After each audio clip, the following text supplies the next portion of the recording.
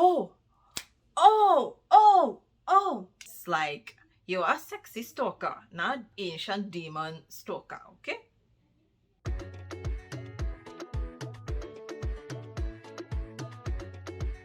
Hi wonderful people and welcome back to my channel Book Craves. I'm Giselle. How are you going? What's up with the scene? So as you can tell from today's video, I'm going to do the finally fall book tag. Now this is the second time that I'm doing a tag on my channel. The only other tag that I've done was the booktube newbie tag. That's it. I haven't done any other tags because I really stick to the books, right? If you're new to my channel, I talk about romance books. Now tell me, when you think about fall, you think about falling in love and that coziness. Yes, my channel deals with romance, so why not connect the two, right? In this book tag, there are questions and I am going to answer these questions, and every book that I'm going to talk about will be a romance. Okay, so guys, this question was a bit of a challenge. The nights are getting darker. Share a dark, creepy read. So why this was a challenge is the dark part. Sure, I read a lot of dark romances. The creepy factor, I don't read those stuff that have all those creepy horror things in them. Do you see my face right now? No. But I do recall reading a particular series and that was kind of creepy. It was kind of the story is nice. Love the story. Love the romance part of it, but there was one particular thing that I would consider creepy, right? Chains of Frost. Now, the Chains of Frost is the first book in a 3-book series. And in this particular book, there are 3 sisters with 3 fates. In that their father died and they read his will, and in the will, they read that they were each given to a particular person. One was given to a vampire, one was given to a wolf shifter, and one was given to a demon. They were all against their father's decision, right? So what they decided to do was cast a spell, right? Cast a spell, and the spell backfired. What happened was they raised an ancient demon, and this demon kept following them regardless of wherever they went. So to me, that was kind of creepy, because how the demon would appear is kind of creepy. The description is creepy. It wasn't like, you know, the demons where we would read about in a human body. No. What the demon wanted, again, it was just, for me, that would give me creepy vibes in a romance book. So if you like that kind of like creepy paranormal book, definitely this is it for you. So you have all these different supernatural beings, that ancient demon, that is giving me creepy vibes. Like, you're a sexy stalker, not ancient demon stalker, okay? And the next question is, fall returns every year. Name an old favorite that you would like to return to soon.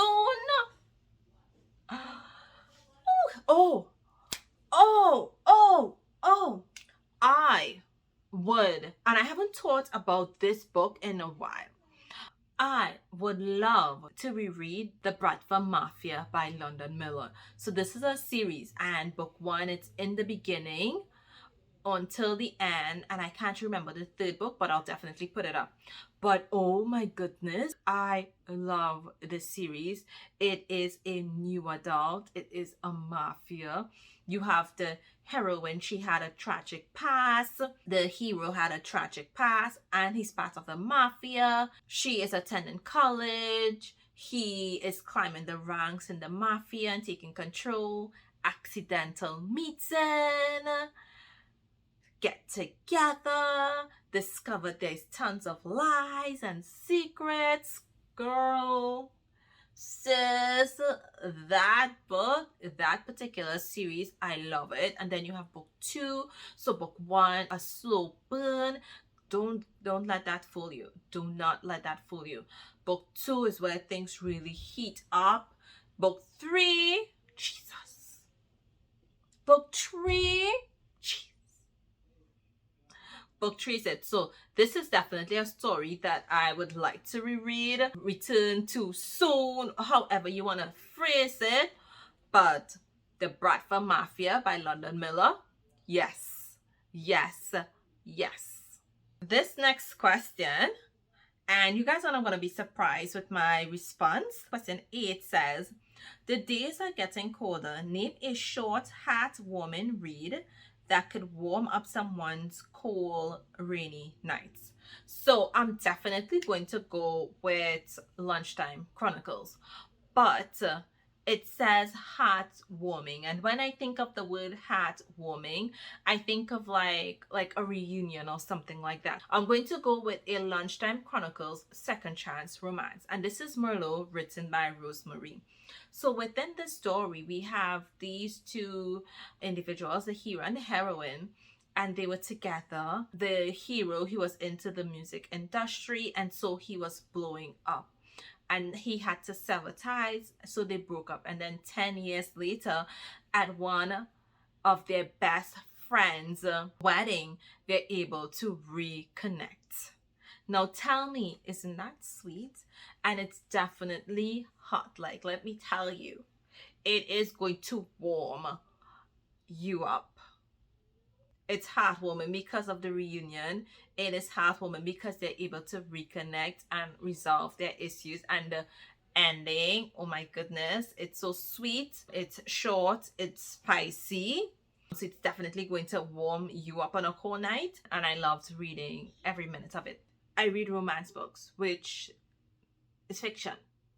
Fall is back to school season. Share a non-fiction book that taught you something new. No, I haven't read any non-fiction books. I don't own any non-fiction books, so I'm just going to skip that question. Okay? In order to keep warm, it's good to spend some time with the people we love. Name a fictional family, household, friend group that you'd like to be a part of.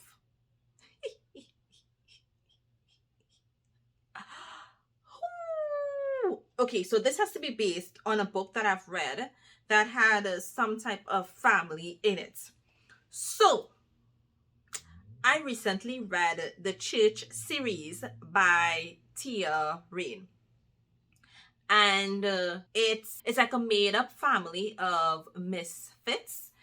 We have people with schizophrenia, personality disorders, different types of mental health disorders. They were probably tortured, beaten as a child, and so they were found by someone named Priest, or aka Nathaniel. And so Nathaniel, he formed this group. They all work for the church, which is a criminal organization. They help to take out bad guys and whatnot. But the only way out of that organization is via death. Think of it like a mafia. What Priest did was he created this group. He made them feel as though they were part of a family, because in some instances their family died or was murdered, or they were abandoned, or they had to be taken from their parents because they were being abused. And so he formed this family with these men, and they formed this really close-knit group, this really close relationship, friendship, and they all support each other. And within this series, you have where they're trying to solve something that happened. So someone that was really close to them died or faked her death. And so they're trying to solve that mystery. And as they solve that mystery, they're also falling in love. All the characters are mentioned in the first book. And so you get to see how close they are and how much they will sacrifice for their brother. They don't say my friend. They refer to each other as brothers. And I loved that. and there was no judgment between or amongst them, regardless of whatever they went through. So you have Hawk in book one. Hawk, he has a disability. I'm not going to tell you what it is because I don't want to give too much spoilers. And then you have Twin, and let's just say that Twin is one person. And then we have Many. Many again is one person. Then we have someone named Beast that we haven't read much about, and I'm hoping that he gets his own book. If you like an interracial romance with like that mafia type setting, if you like the action and stuff like that, but you also get that nice intimacy and romance, and honestly, I love the Church series, and it's one of the best series that I've read this year. In fall, the air is crisp and clear. Name a book with a vivid setting. The first book that comes to mind is the Fae Chronicles, and I have spoken about this book on my channel before. You get the romance in it, you get that nice build, that intimate build as well. In terms of a vivid and a clear setting, this book does it. The author is able to paint a world for you that you could really understand. The details as well that she goes into in terms of creating that background, you get to fully see everything. She paints a clear picture where you could really imagine the world that she has created. Book one is mainly based in the human world. Part of it is based in the Fae world, but as the series progresses, you get to see more of the Fae world and exactly what like the plants look like, what they smell like, what they feel like, and you get these clear description of all of these otherworldly beings as well. For me, if I think of a book that gives me like clear world building, clear, crispy, airy type of feeling, it's going to be this series. The next question is, nature is beautiful but also dying. Name a book that is beautifully written but also deals with a heavy topic like loss or grief. So there's a toss-up between books that I've read this year that deals with both loss and grief. So I think these three books are it for me in terms of where it deals with a heavy issue that was clear, but it was so beautifully written. This one, like a lot of people spoke about this one, remind us of him. The main characters, Allegra and particularly Kenna, she lost so much. She lost the love of her life. She lost her daughter for a number of years because she was in prison. Kenna, it was a lot of healing for her. It was trying to grieve through that process, as well as having to deal with the fact that her daughter was taken from her on top of that. So there's a lot happening in this book. The story is beautifully written, had me in tears. There were some points where she's writing a letter and it's like, oh my goodness, oh my goodness. So this one, yes. These two books, it deals with death and grief differently. So consume a darkish romance. You have Azul, and Azul, his wife is dying of cancer and he wants her to take the treatment. She also has her best friend, and her best friend is supporting her decision because that's what a best friend does. And the story starts off in a way that makes you cry. Like you become very emotional, like on the first page. And you have Azul now, after his wife dies, he finds a very unhealthy way of trying to cope with that grief, of trying to let out that grief.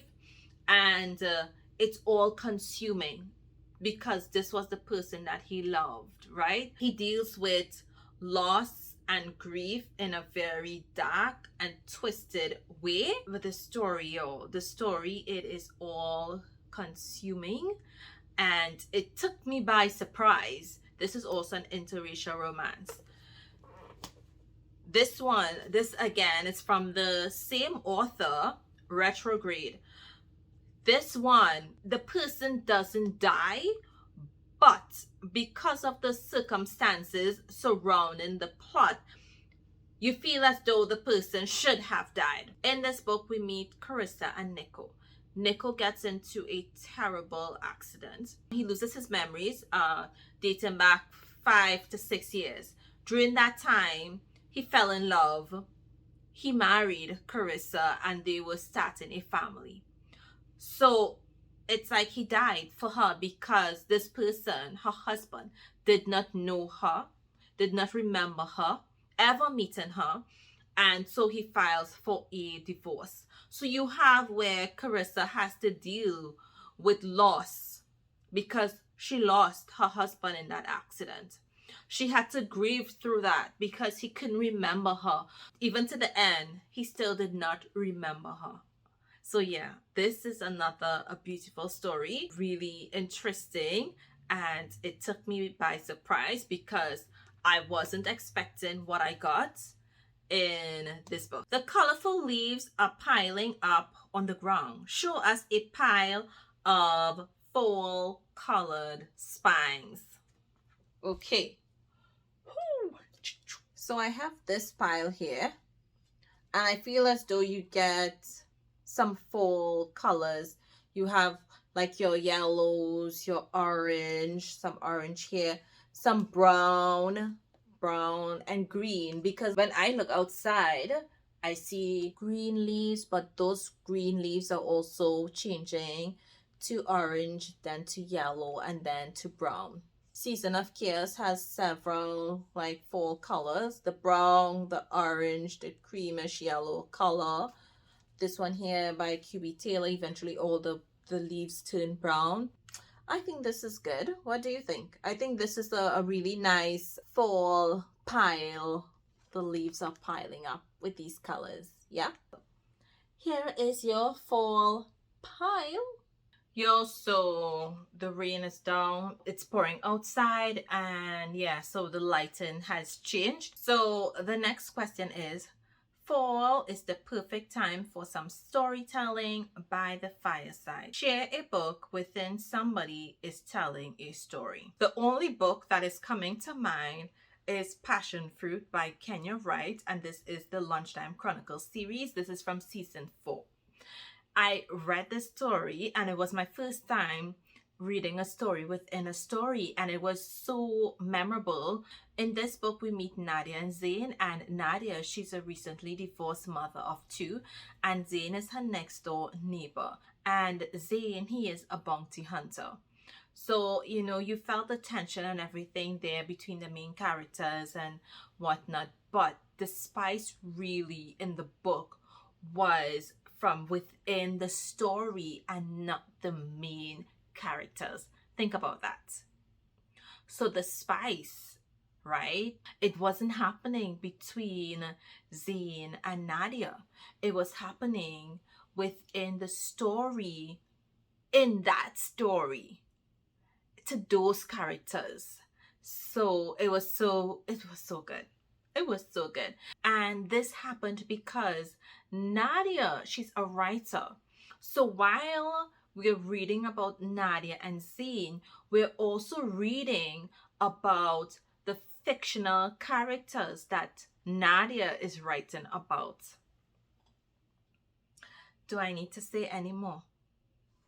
This book was really nice to read. Passion Fruit was a really enjoyable, quick, short read of a story within a story because one of the main characters is a writer. Fall is the perfect time for cozy reading nights. Share your favorite cozy reading accessories. Okay, so for me, cozy reading means a blanket. Cozy reading means a cozy socks. I have like this soft plush blanket and I just like to wrap myself in it. A nice cozy socks, nice scented candle, And that's it.